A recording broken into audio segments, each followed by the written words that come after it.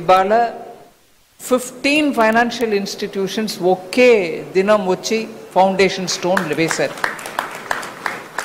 I am very grateful and I am thankful to all the CMDs of all the public sector banks and also the New India Assurance and NABARD, all of whom, LIC, all of whom have come on one day to establish what is going to be, for the first time in this country, an entire street of financial institutions. Oka capital, oka state capital lo public sector banks andarum present ga undadam, insurance companies undadam itself is a statement.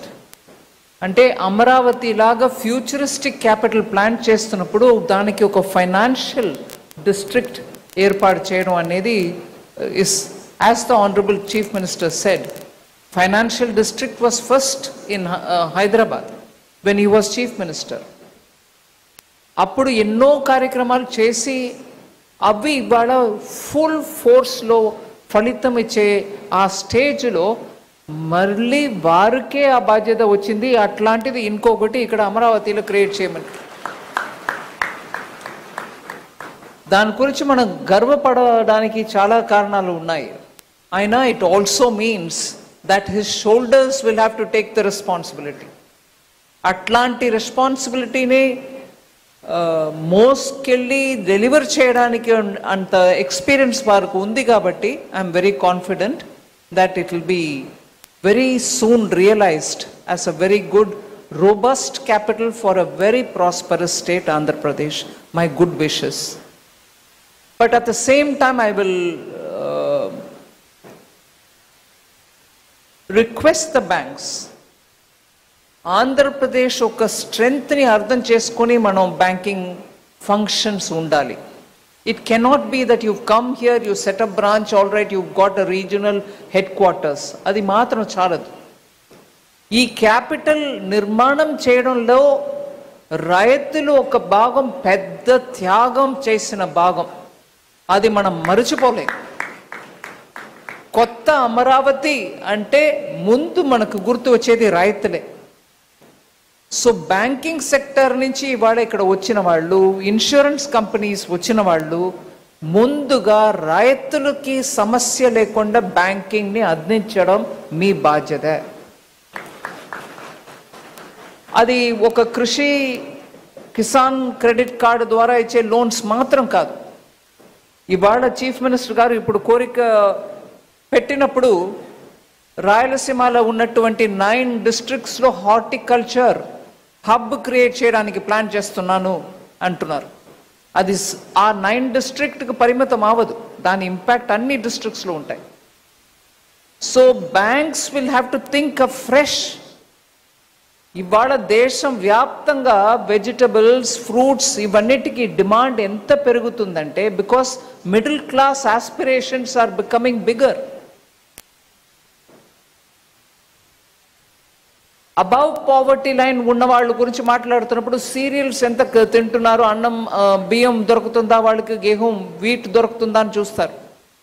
ఇవాళ అది కాకుండా 25 crore పీపుల్ని మనం poverty నుంచి పైకి తీసుకొచ్చాం.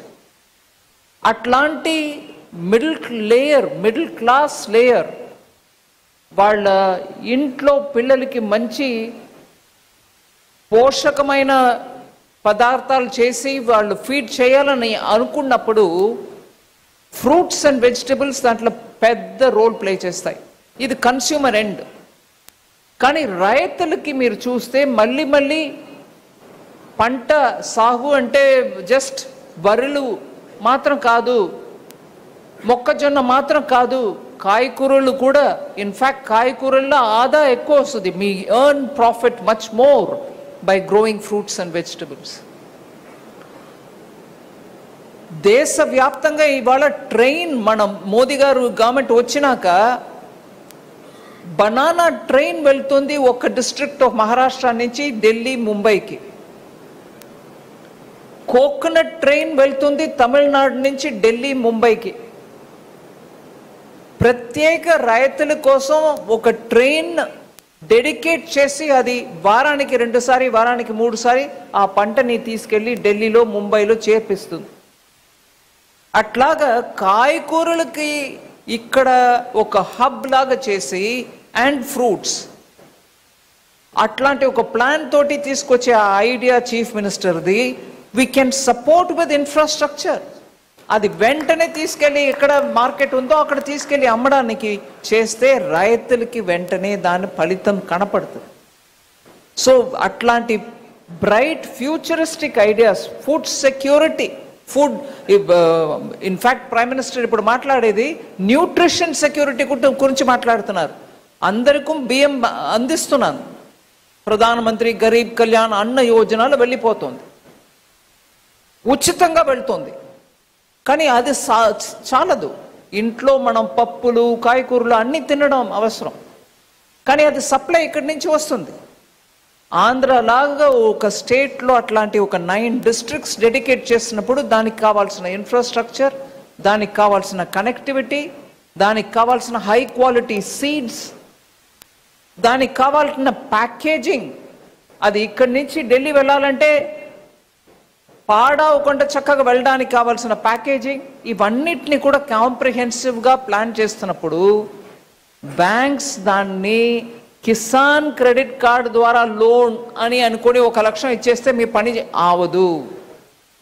దానికి కావాల్సిన food processing units, packaging units, దానికి కావాల్సిన ట్రాన్స్పోర్ట్, కోల్డ్ స్టోరేజ్ ఎక్కడెక్కడ పెట్టాలో ఫార్మర్ ప్రొడ్యూసర్ ఆర్గనైజేషన్ ద్వారా మనం బడ్జెట్ ద్వారా డబ్బు ఇస్తున్నాం, మీరు కోల్డ్ స్టోరేజ్ పెట్టండి విలేజ్లో. అది రైతులు వాళ్ళ ఇంటి వాళ్ళే, రైతు కుటుంబాల్లో ఉన్న మహిళలే దాన్ని నడపని, దాంట్ నుంచి వచ్చిన ప్రాఫిట్ వాళ్ళకి పోవని అని చాలా ప్లాన్ చేస్తున్నారు. దాన్ని ఎఫెక్ట్ చేసేది బ్యాంక్స్. సో దానికి మీరు కాంప్రిహెన్సివ్గా బ్యాంక్స్ ఇక్కడ ఊరికే బ్రాంచ్ ఓపెన్ చేయడం మాత్రం కాదు, ఇట్లాంటి ఫ్యూచరిస్టిక్ ఐడియాస్కి మీరు సపోర్ట్ చేయడం కూడా ఇంపార్టెంట్ యాజ్ బిజినెస్ ప్రాస్పెక్ట్స్. మీ కమర్షియల్ డెసిషన్ మీరు తీసుకోండి, కానీ ఇట్లాంటివి ప్లాన్ చేస్తున్నారు అంటే మీరు దానికి అండదండగా ఉండడం చాలా ముఖ్యం. అలాగే ఐ వుడ్ థింక్ ఇన్సూరెన్స్ ఒక 2 years క్రితం ప్రధానమంత్రి గారు హర్యానా నుంచి లాంచ్ చేశారు బీమా సఖి, ఎల్ఐసికి ఇన్సూరెన్స్ కంపెనీ అన్నిటికీ మహిళల్ని ఏజెంట్గా గ్రామానికి పంపించి ఇన్సూరెన్స్ని ఇంకా ఎక్కువ కవరేజ్ ఇవ్వడానికి. అప్పుడు లాంచ్ చేసిన ఆ రోజే అక్కడే మేము 10 లక్షలు ప్లాన్ చేసాం, అక్కడికక్కడే ఒక 3 లక్షల మంది జాయిన్ అయినారు. 1 సంవత్సరం లోపల దాని రిజల్ట్ అద్భుతం.